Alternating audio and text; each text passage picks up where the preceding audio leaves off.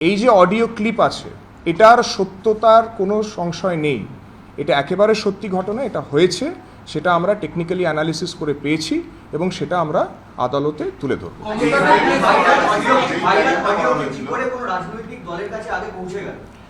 আমরা এই কেস, এই ব্যাপার নিয়ে যে কেস আছে সেটা আমরা কালকে দুপুরে করেছি।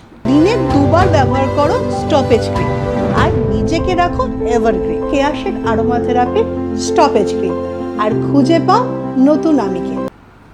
যে ভাইরাল অডিও ক্লিপের কথা হচ্ছে আমরা তারপরে আমরাও এটা দেখেছি যে মিডিয়ার কাছে এসছে, কিন্তু আমাদের কেস কালকে দুপুরবেলায় কিন্তু হয়ে গেছে।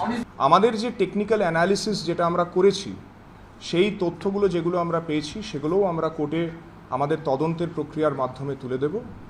আমরা দুজনের জন্যেই 14 দিনের পুলিশি হেফাজত চেয়ে কোর্টের কাছে আমরা আবেদন করছি। বাকিটা তদন্ত যখন হবে তখন এনাদের ভয়েস স্যাম্পলসগুলো আমরা নেব এবং এই ভয়েস ক্লিপিংয়ে যে কথাগুলো আমরা পেয়েছি, যে ভয়েস দুটো আমরা পেয়েছি, তার সাথে আমরা তদন্তের প্রক্রিয়ার মধ্যে আইন অনুসারে আমরা সেটা ম্যাচ করাবো। পেশাগত বহিরাগত দুষ্কৃতীদের দিয়ে স্বাস্থ্য ভবনের সামনে জুনিয়র ডাক্তারদের যে অবস্থান আছে তাতে আক্রমণ করার একটি চক্রান্ত করা হচ্ছে। একটি গোপন সূত্রে আমরা একটি অডিও ক্লিপও পাই, যে অডিও ক্লিপটার মাধ্যমে এই চক্রান্তটা যে করা হচ্ছে সেটা আমরা জানতে পারি। সেই অডিও ক্লিপে দুজন ব্যক্তির মধ্যে একটি কথোপকথন আমরা শুনি। তাদের মধ্যে একজন হচ্ছেন জনৈক সঞ্জীব দাস, যিনি হালতুর বাসিন্দা, এবং দ্বিতীয় ব্যক্তি হচ্ছেন কলতন দাশগুপ্ত, যিনি ডিওয়াইএফআই এর মুখপত্রের সম্পাদক এবং সিপিএমের রাজ্য কমিটির যুব নেতা। এই অডিও ক্লিপটা সংবাদ মাধ্যমে গতকাল সম্প্রচারিতও হয়েছে।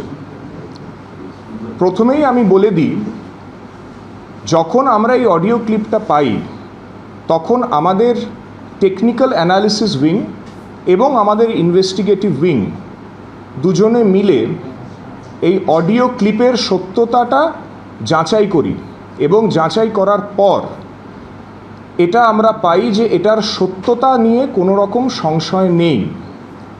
যে অডিও ক্লিপটা আমাদের কাছে আছে আমি চাইবো আরেকবার এখানে আপনাদের শুনিয়ে দিতে।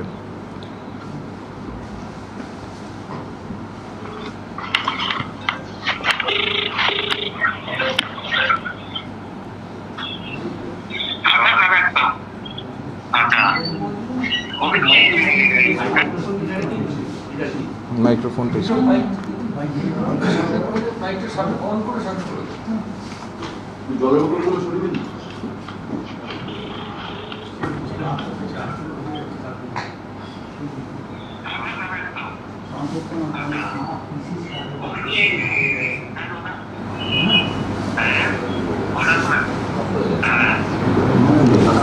अरे यो फोन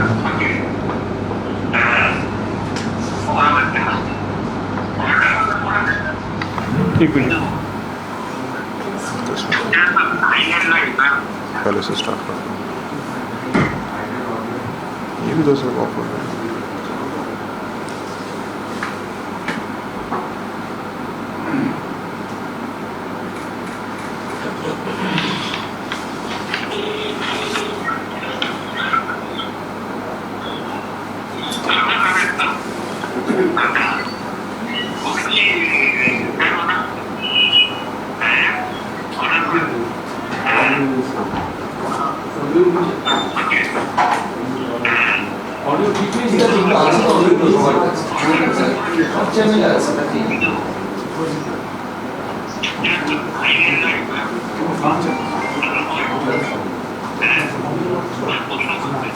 এটা চলছে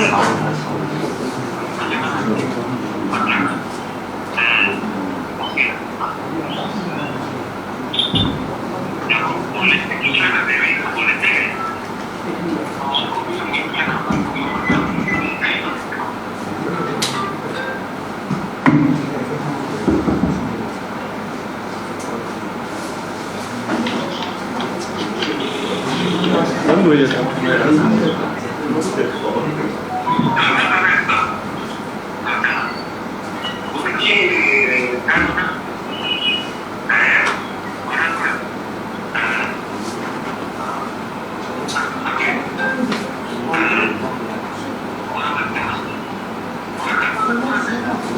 ঠিক আছে